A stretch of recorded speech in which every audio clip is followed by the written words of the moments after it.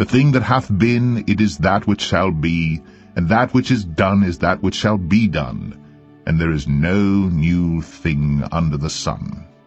Is there anything whereof it may be said, See, this is new? It hath been already of old time, which was before us. There is no remembrance of former things, neither shall there be any remembrance of things that are to come with those that shall come after.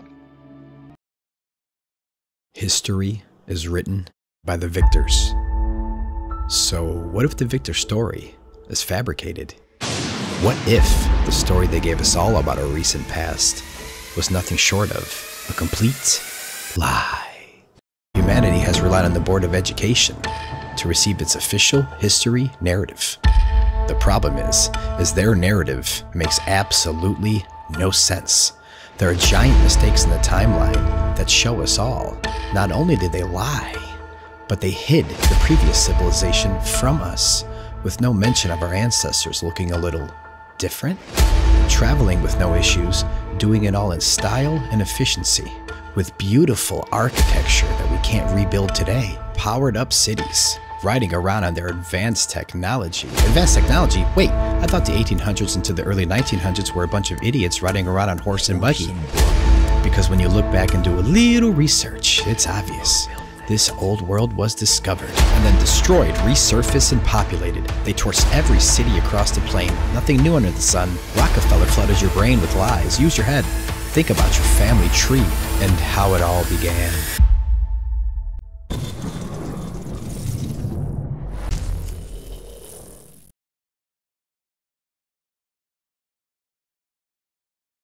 We've all heard of the 1871 Chicago fire, about how the cow tipped over the candle and burned everything down. They even named their soccer team after it, so we've all seen it, the Chicago fire.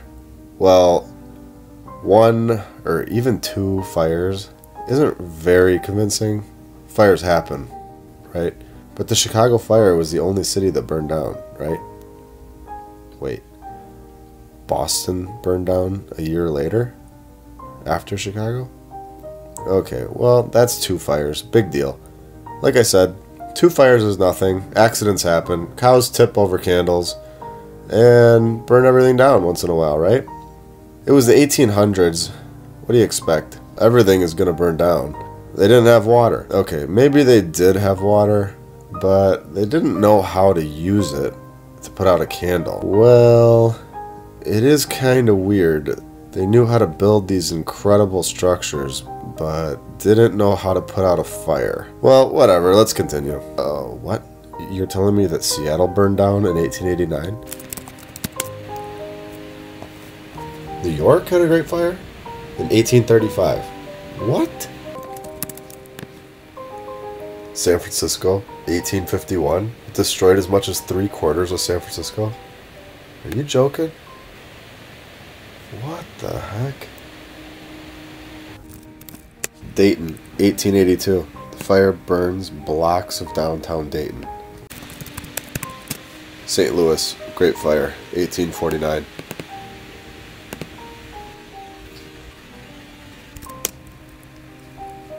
Milwaukee, Great Fire, 1892. More than 440 buildings burned down.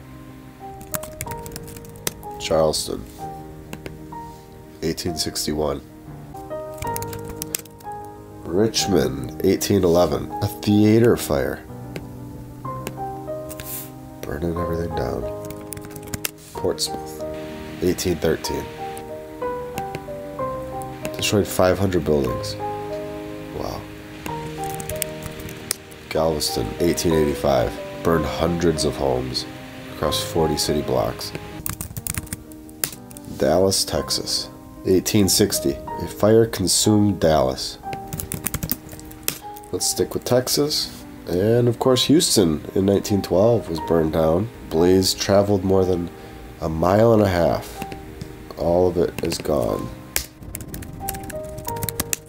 Phoenix, 1916. It was caused by a spark from a generator, and the city's gone. No way did Philadelphia burn down too. Yep, it did. This one is the craziest of them all. It was caused by a lighter that was found near a tree. Give me a break. It's basically every single major city. I think you guys get the point. It is every single major city in the USA.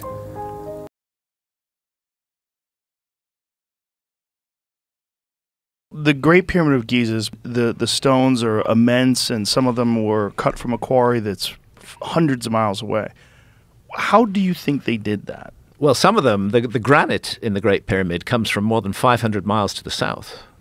If you look at the famous King's Chamber, its walls and its roof are, the ceiling of the King's Chamber are all made with gigantic granite blocks. Stunning detail. Stunning detail. Those blocks on the roof of the King's Chamber weigh 70 tons each. Now, Egyptologists will tell you that, oh, they could move heavy blocks because they put them on wet sand and they push them along on wet sand. Well, maybe if you're just at ground level, that will do. But when you're 350 feet above the ground, as you are in the King's Chamber, that won't do at all. I don't know how they did it. All I know is they did it. I don't think anybody knows how they did it, how they lifted those stones, how they brought them up to that level. I think we're looking, again, at a lost technology. The other thing is when we talk about these ancient technologies, if we're only looking for a mere reflection of ourselves, we could overlook it completely, because I think there's evidence that exists now. I mean, some modern researchers whose work has been buried or suppressed, I think we're getting very close to rediscovering some of the things that our ancient ancestors were up to. What kind of technologies are you talking about? There are people out there now who have been working on trying to rediscover that.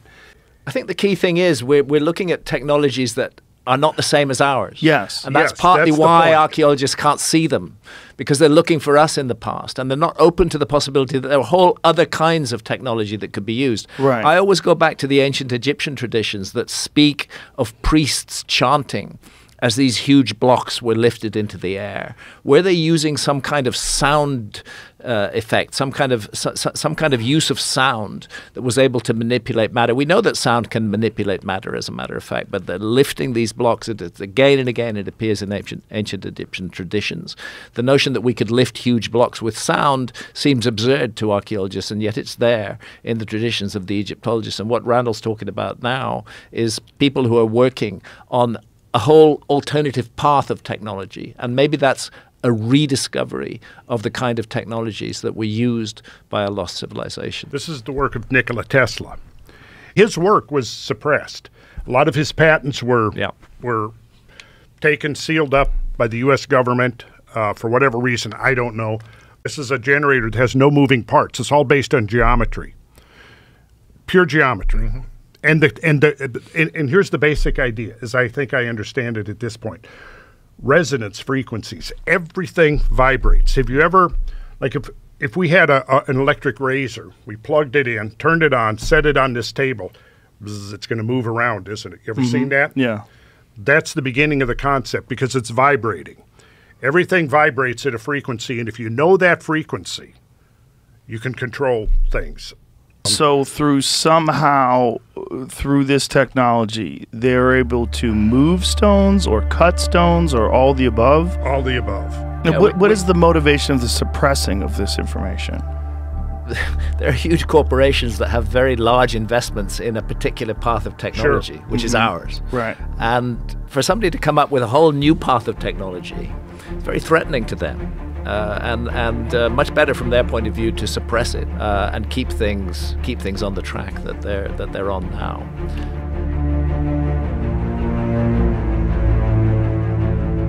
Based on everything that we know and have seen, in my opinion, I believe that anything before 1776 is basically fabricated. According to the worldometers.info, Spain's population sits at roughly 47 million people, growing around 18 million people in the last 69 years. This drop-off of people is so dramatic worldwide that, in my opinion, proves that the beginning of our timeline, our batch of people, was simply not that long ago.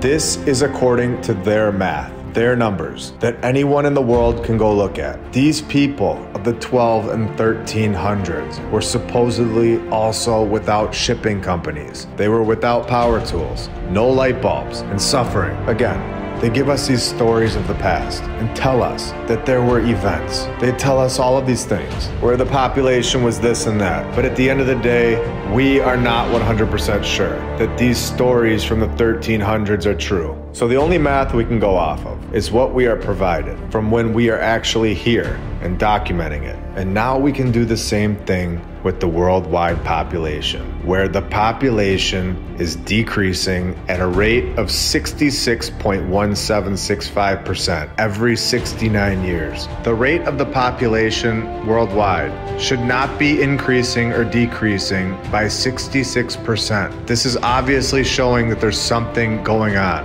At this rate, 1886 would have realistically only had 928 million people, and 1817 worldwide would mathematically already have been down to 314 million people. And if we bring it all the way back to the year 1200, 800 years ago, at this rate, every 69 years, decreasing by 66% overall, nobody is even here. Only 17,700 people worldwide, and this is all based on basic math and numbers that are provided to us. And if this is true, this completely disproves these stories, these tales that people in the 13th century were building massive cathedrals. It basically puts an end to all historical narratives suggesting that a population of basically nobody, more specifically 17,000 people worldwide, were as advanced or more advanced than we are today in terms of construction that we can still see today, yet being primitive, wearing night outfits, and fighting with swords, having zero power tools, no light bulbs, riding around on horses, and not having a single truck to ship millions of pounds of stone. No form of communication other than using their local raven to send messages to far lands, having provided zero factual evidence that they were ever even transporting stones, and zero mention of any training processes ever, leaving this part of the story out every single time, or ever explaining how these shipping routes were all figured out. Where is the evidence that we need to show that their stories are true? Where is it? That civilization of nobody with nothing had the capabilities to construct castles, cathedrals, basilicas, and the rest. No. Once you actually stop and think about it for 2 seconds, it simply doesn't add up. The 1200s, riding by feathers and sleeping in huts, suffering in winters, yet knocking out massive cathedrals, faster and in most cases much better than we do today. And they last for thousands of years, and they survive floods, hurricanes, and the rest. And their population was mathematically proven to be basically nobody.